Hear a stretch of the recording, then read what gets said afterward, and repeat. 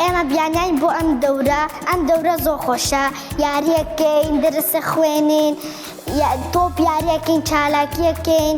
ئەم دەورە زۆر خۆشە، حەزەکەین هەموو جارێک وەرین.